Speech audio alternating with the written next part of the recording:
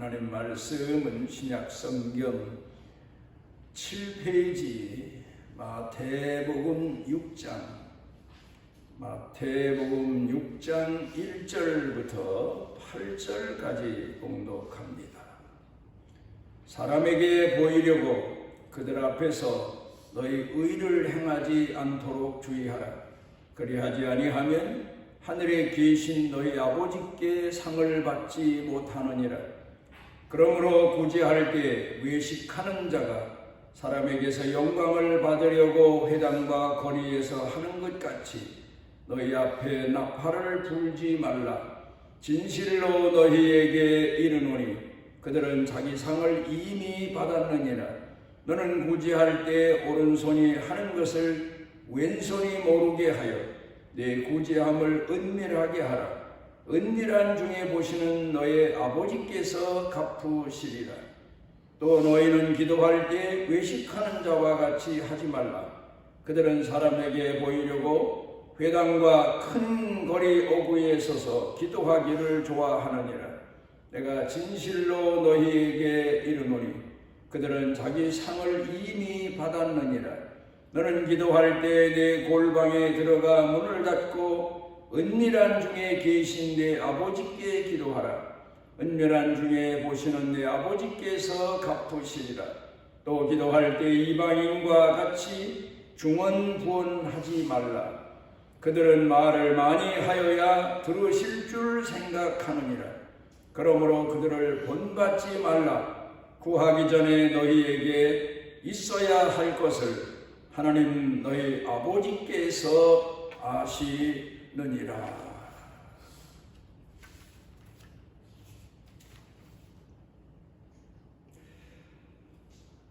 사람이 살아가면서 자기 자신을 바로 안다는 것만큼 중요한 것은 없습니다. 자기 자신을 바로 알지 못해서 자기 자신의 인생을 그릇되게 살다 마는 사람들이 수도 없이 많습니다. 사람이 세상을 살아가면서 세상에 대해서 또 자기 자신이 필요한 전문 지식에 대해서는 많은 것을 알고 또 그것을 알기 위해서 노력하지만 자기 자신에 대해서 바로 알기 위해서 노력하는 사람이 별로 많지 않습니다.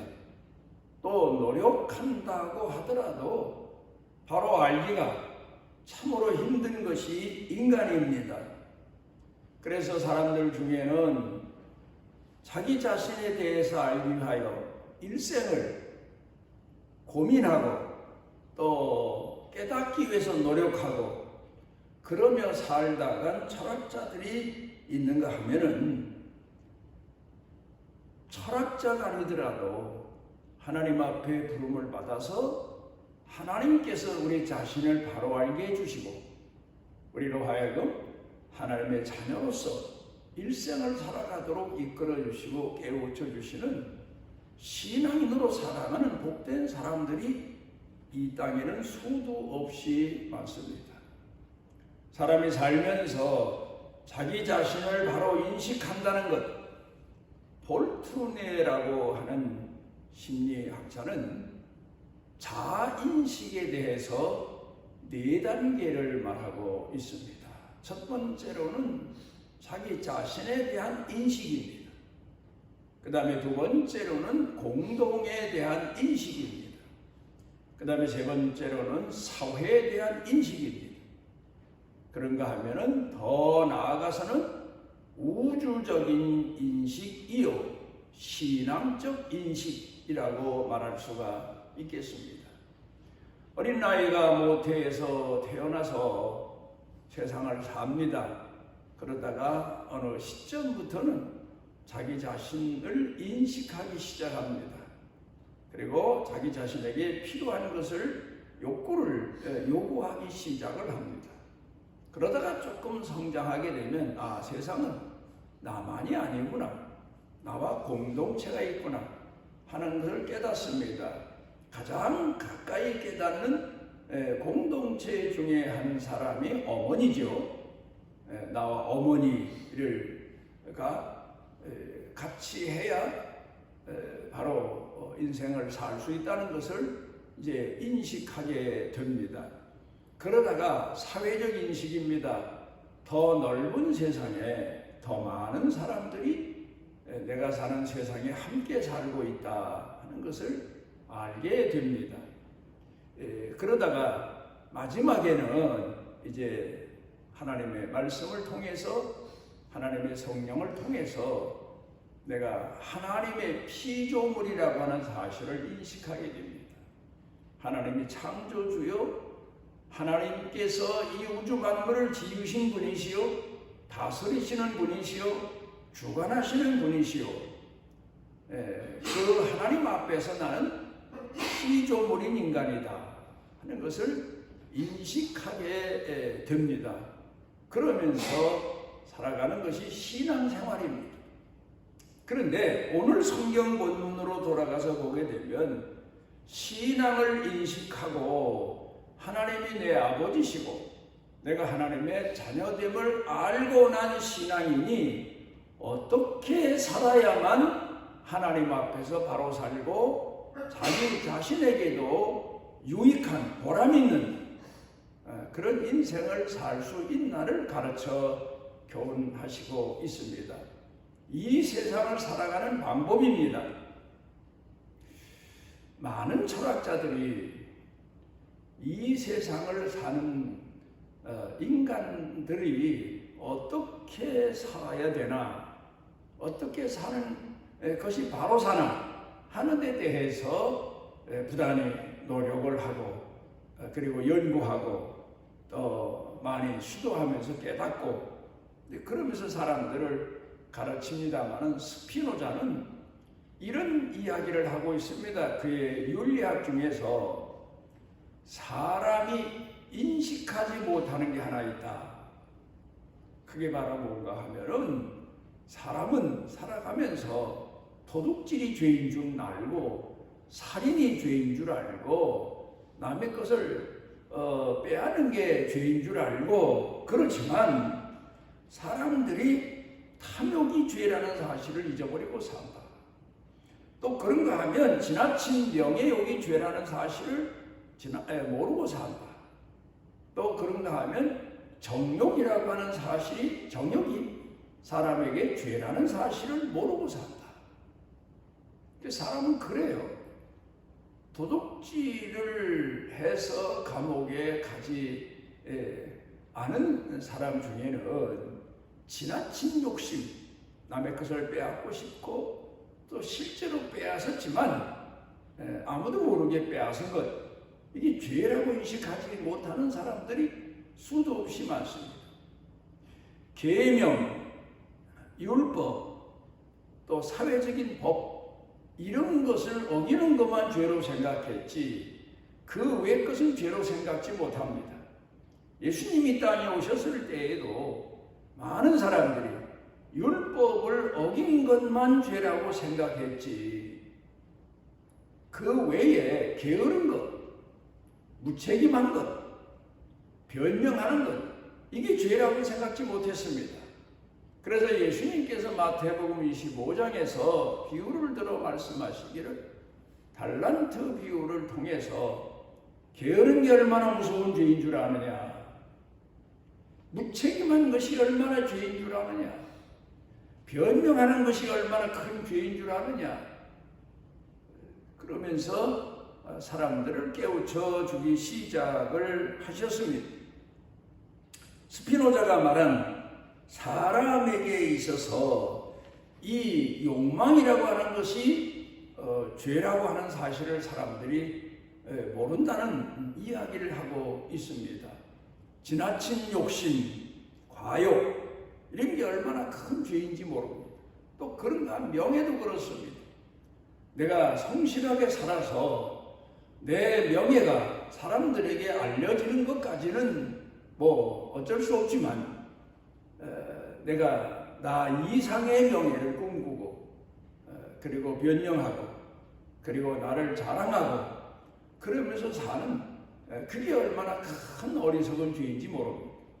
오늘 우리 사회의 정치인들이 자기를 과신하고 과대평가하고 사람들이 홍보하는 것, 이게 얼마나 자기 자신에게도 사회에도 다른 사람에게도 누구를 기준하를 깨닫지 못합니다. 그런가 하면 정욕이라는 것도 그래요. 사람이 가진 욕망이 없으면 어떻게 사느냐, 그렇게 변명하는 사람들도 있지만 성경은 분명 그에 대해서 경고하기를 가장 무서운 것이 정욕이다, 죄다, 죄를 짓는 기본이다, 다스려야 된다, 이렇게 가르쳐 교훈하고 있습니다. 창세기 4장 7절 가운데 보면은 하나님 앞에 아벨과 가인이 제사를 드렸는데 아벨의 제사를 받으시고 가인의 제사는 받지 않으셨습니다. 그래서 가인이 안색이 변해서 아마도 분노했겠죠.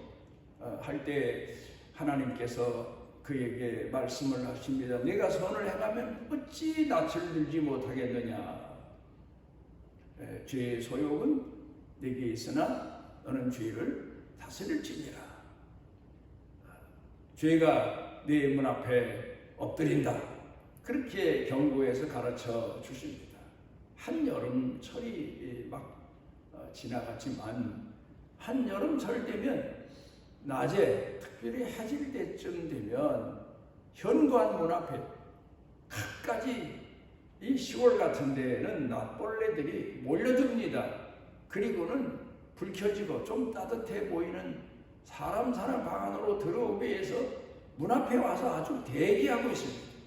자칫 드나들 때 실수하면 그 모기, 파리, 낫벌레들이 사람 따라 안으로 들어와서 사람의 가정 방 안의 생활을 괴롭히기 시작하는 걸 많이 경험합니다마는 성경에서 하나님이 가인에게 가르쳐 주신 교훈의 말씀은 내 마음을, 내 생각을 다스려라. 내가 자칫 선으로 무장하지 않으면, 하나님을 향한 말씀으로 무장하지 않고 옳은 것으로 무장하지 않고 성령으로 무장하지 않으면 죄가 내 마음에 들어오고 내 생각에 들어온다. 사람이 어떤 존재입니까? 죄가 밖에만 있는 게 아니에요. 사람 속에 죄의 근성, 죄의 뿌리, 이런 요소들이 가득 담겨져 있는 것이 인간입니다. 그러니까 하나님이 가인에게 가르쳐 교훈하신 말씀은 내가 하나님 앞에 선을 행하고 의를 행하고 말씀으로 무장하지 않으면 너 내 인생을 망치게 되고 남의 인생을 망치는 큰 죄를 범하게 된다. 조심해라. 그리고 경고하셨는데 이 가인이 그 말씀을 무시하고 살다가 결국은 동생을 쳐 죽이는 최초의 살인자가 되어버리고 만 것을 성경은 경고하며 가르쳐 교훈하고 있습니다. 오늘 성경 본문 말씀 가운데 보게 되면 예수님께서 성도들을 향하여 가르치신 말씀이 하나님 앞에서 신앙인으로 살아갈 때 가장 중요한 인식이 겸손이다. 은밀하고 비밀한 가운데 낮아진 가운데서 하나님 앞에 선을 행하는 거다. 선을 행하긴 행하는데 교만해서 자랑하고 자긍하고 그리고 자기 자신의 선을 다른 사람들에게 자랑하기 시작하면 결국 더 큰 죄를 범하게 되고 하나님 영광을 가리우게 되고 선을 행치 못한 것만 못하게 된다. 그러므로 신앙인으로 살아갈 때 가장 주의해야 되고 조심해야 될 것은 너를 낮추는 거다. 은밀한 가운데, 비밀한 가운데 선을 행하는 것, 그게 내게도 유익이 되고 남에게도 유익이 되고 하나님께도 영광이 된다. 기도할 때에도 은밀한 중에 계신 여호와께 기도하고 남을 도와주거나 하나님께서 필요하셔서 너를 들어 쓰실 때 쓰여질지라도 그때 낮은 마음으로 쓰여져야 된다. 그래야 하나님께 영광이 된다 하는 것을 가르쳐 교훈하고 있습니다.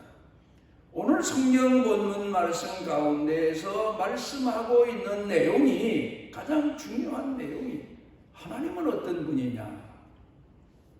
창조주이십니다. 역사를 주관하시는 분입니다.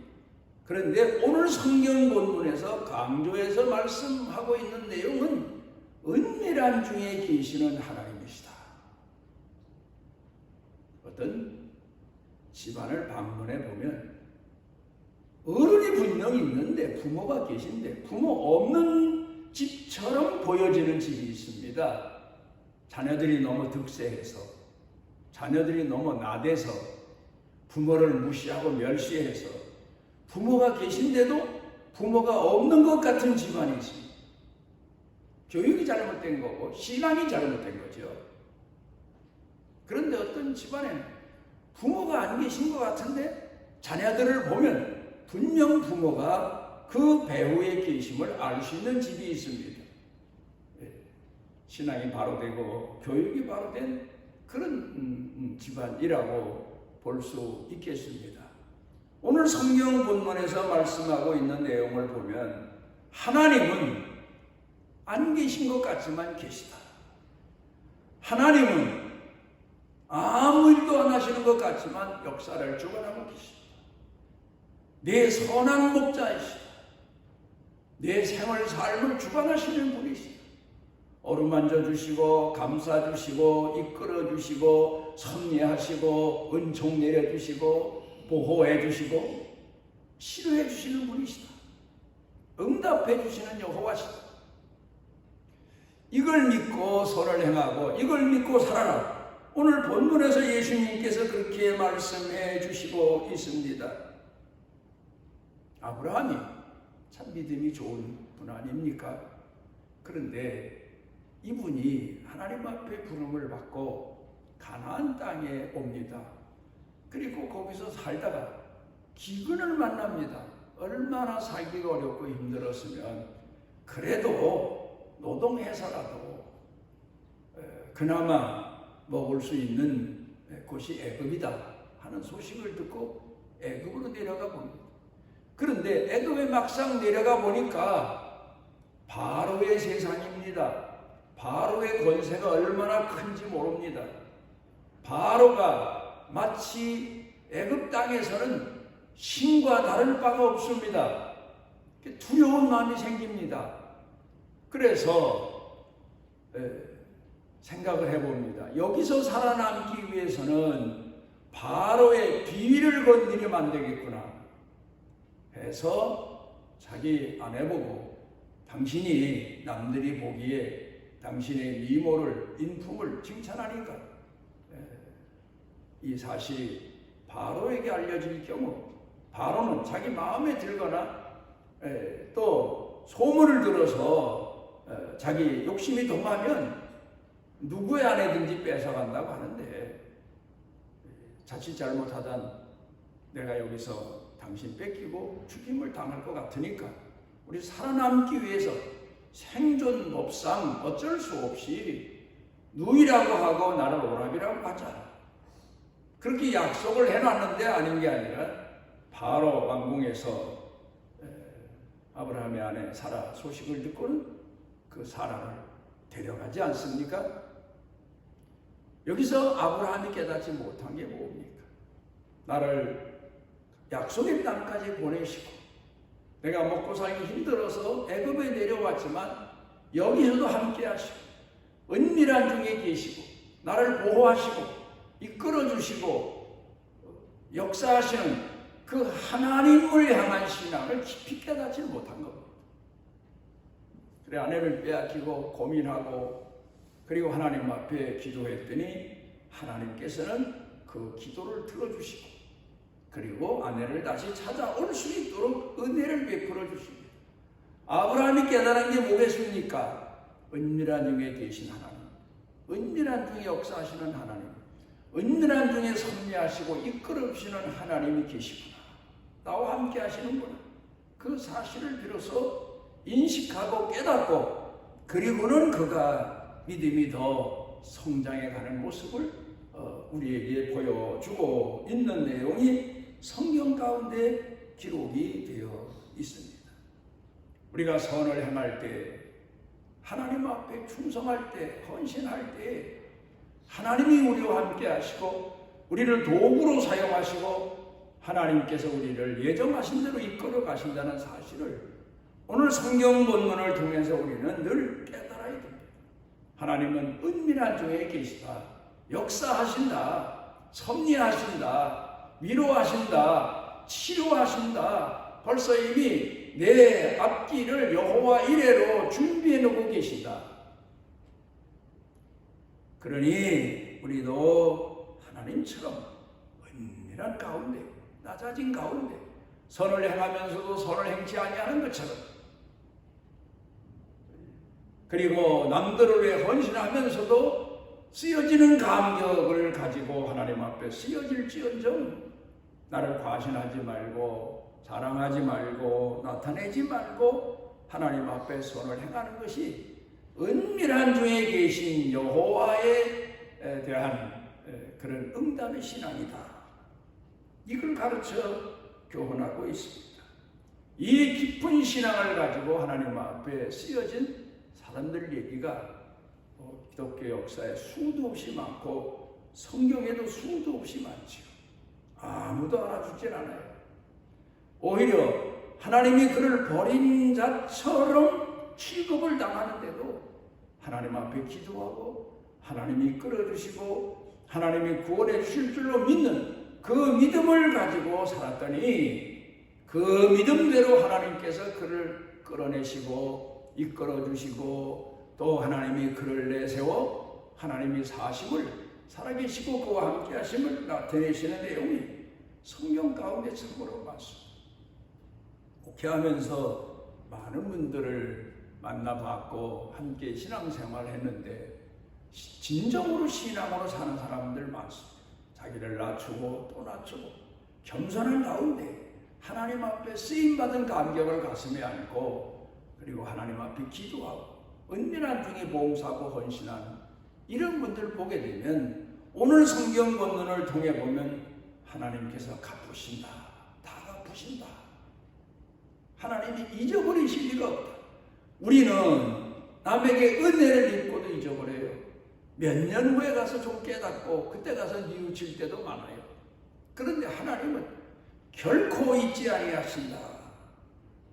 고린도후서 9장 9절 가운데 보면 사도 바울이 그런 말을 합니다. 너희가 행한 의는 영원히 기록된다. 영원히 남는다. 영원히 지워지지 않는다. 그런 의미와 그런 뜻을 담고 있습니다. 은밀한 중에 행한 선, 낮아진 가운데 행한 선, 하나님께서는 영원토록 기억하신다는 겁니다. 우린 죄인입니다. 허물투성입니다. 내가 잘못한 죄와 허물은 회개하면 다 죄짓지 아니한 것처럼 용서해 주시고 씻어주시고 정결케 해주시지만 내가 행한 의는 내가 아무리 낮아진 가운데 나는 죄인이로소이다. 나는 무익한 종이로소이다. 해도 하나님은 그 의를, 그 선을 영원토록 기억하신다. 그 믿음 가지고 살아라. 그렇게 사도 바울이 고린도 교회 성도들을 권고하고 있습니다. 미국의 선교사 한 분이 일본의 선교사로 파송됐습니다. 40년 동안을 선교사로 파송됐는데 세상에 40년 동안에 한 사람도 전도를 못한 것. 그리고 이제 40년이 돼서 나이가 돼서 선교사 은퇴할 때가 돼서 본국으로 돌아가려고 하는데 그 자기 집에 와서 일을 도와주던 아주머니 한 분, 옛날로 말하면 식모 도우미 아주머니죠. 예수님을 영접하고 세례를 받겠습니다. 그래서 그분에게 예수님을 영접하도록 하고 세례를 주고 그리고 돌아갔습니다. 40년 선교 역사에 딱 한 사람 세례 주고 돌아간 겁니다. 그런데 나중에 지나서 보니까 일본 도쿄 신학교에 제일 첫 번째 총장이 누군가 하면 그 아주머니의 아들이었다고 그럽니다. 그러니까 이 아주머니가 세례받고 기도하면서 아들을 키웠고 아들이 어머니 신앙을 유산으로 물려받았고 목사가 되고 그리고 신학교를 세우는 사람이 되었고 그리고 거기 일대 총장이 됐다는 선교 역사의 기록이 있습니다. 우리가 애를 쓰고 노력하지만 열매는 반드시 거둬들이게 되고 하나님이 섭리하셔서 하나님의 열매를 맺게 하신다는 그런 교훈을 얻을 수도 있습니다. 많은 사람들은 하나님 앞에 선을 행하다가 낙심합니다. 은밀한 중에 계신 여호와를 잊어버리기 때문에 그렇습니다. 또 내가 행한 선에 대한 보상이 없다고 착각한 나머지 낙담하거나 불평하는 때도 많습니다. 좀 더 기다려보면 반드시 하나님은 그 행한 선에 대해서, 의에 대해서, 선에 대해서 다 갚으시는 여호와시다. 오늘 본문에서 예수님께서 가르쳐 교훈하시고 계십니다. 내가 선을 행치 아니하면 죄가 문 앞에 엎드러내느라. 가인에게 하신 말씀인데 우리가 주님의 말씀을 들으면서 잊지 말아야 될 것은 우리가 선을 행하고 끝까지 선한 사람으로 하나님 앞에 쓰임받기 위해서는 죄가 우리 마음에 생각에 들어오지 못하도록 말씀으로 무장하고 성령으로 무장해서 하나님 앞에 가장 겸손한 자로 쓰여져야만 될 겁니다. 기도하십니다.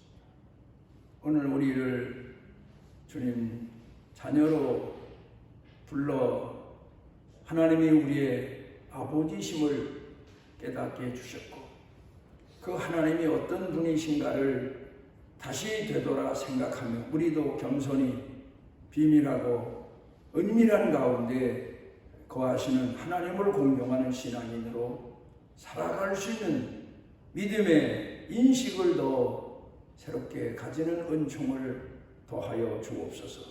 예수님 이름으로 기도드리옵나이다. 우리를 부르셔서 하나님의 자녀 되도록 우리를 이끌어 깨우쳐 주시는 우리 주 예수 그리스도의 무한하신 은혜와 우리를 사랑하시고 우리 속에 우리 삶에 내재하시고 역사하시는 아버지 하나님의 만극하신 사랑과 우리 속에 우리 삶에 성령님이 오셔서 함께 해주시고 깨닫게 해주시고 이끌어 주시는 능력의 은총이 사랑하는 자녀들 머리 위에 영육간에 사는 생활 터전 중에 일터 경영 중에 그리고 온 교회 중에 넘치고 넘치도록 함께 하시기를 축원하옵나이다.